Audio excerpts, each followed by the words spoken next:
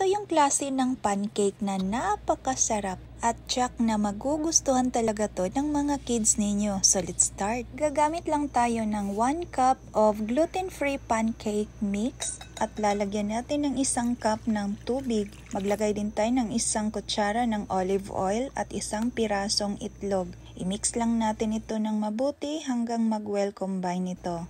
So, pwede na nating ilagay ang dried na fruits. Meron akong na-slice kanina na raisins, apricot, at strawberries. Tapos, ipaghalo lang natin ito, i-mix ng mabuti. At pag nahalo na natin ng mabuti, pwede na natin tong lutuin. Gumamit lang pala ako dito ng non-stick pancake pan. Pero kung wala kayong available nito, pwede naman kayong gumamit ng regular frying pan. So, aantayin lang natin ito hanggang maluto. Kailangan mahina lang ang apoy natin dito para hindi madaling masunog.